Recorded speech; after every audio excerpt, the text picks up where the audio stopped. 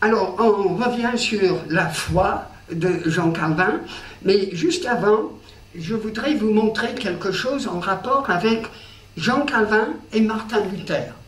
Martin Luther était chrétien, enfin chrétien évangélique.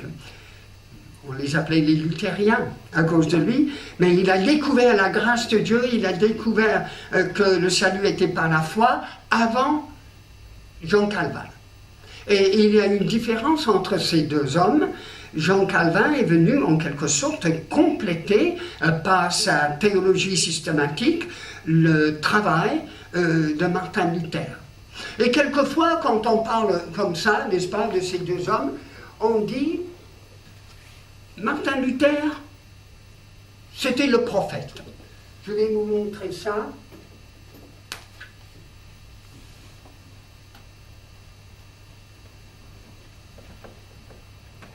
Voilà, vous pouvez juste voir, je les mets en parallèle. Martin Luther, c'était le prophète. Dans un sens, il n'avait peur de rien. Il était exclu. La bulle qu'il a reçue du pape, il le brûle publiquement. J'admire son courage. On lui a dit de ne pas aller dans la ville de Worms, en Allemagne, où il devait rencontrer Charles Quint, où il était accusé de choses, et puis il y avait des personnes qui ont dit il ne faut pas y aller. Hein. Et il a dit, eh ben, s'il y a autant de démons que de cheminées dans cette ville, je vais y aller. Et il y est allé. Il n'avait peur de rien. Et alors, cet homme était visionnaire, non pas qu'il voyait des visions comme cela, mais il avait une vision de l'œuvre de Dieu qui était vaste et qui était une vision puissante.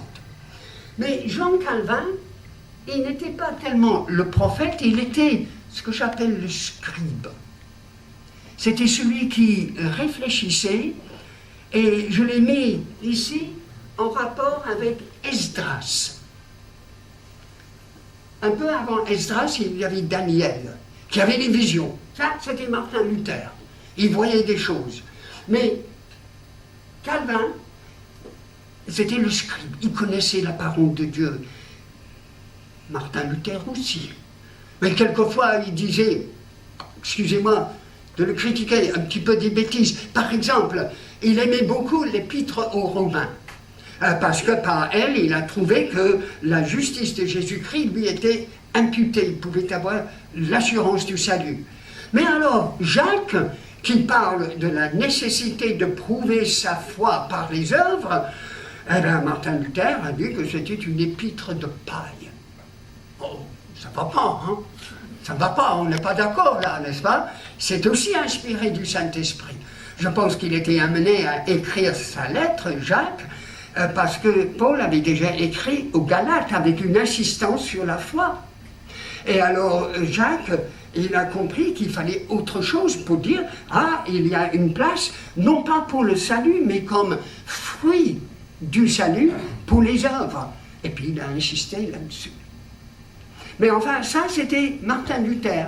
Mais Calvin, il a compris les 66 livres, n'est-ce pas, dont la parole sont toutes inspirées, tous inspirés du Saint-Esprit.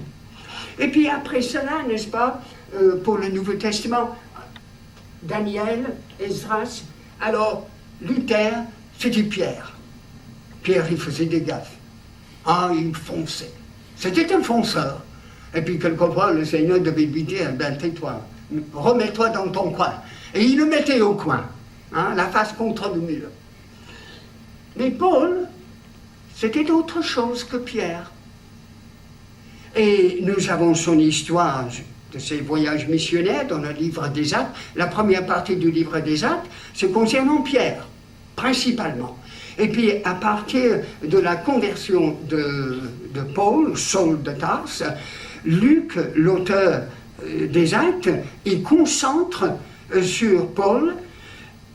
Je pense que c'est parce qu'il était un bon citoyen, il était grec, et il voulait montrer comment l'évangile était parti de Jérusalem jusqu'à Rome.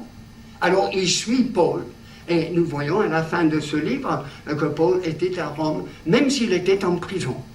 Mais Paul était celui qui réfléchissait, un peu comme Jean Calvin.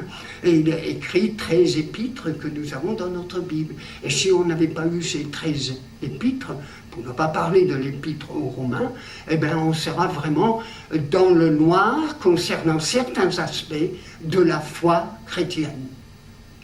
Alors, nous lui devons beaucoup.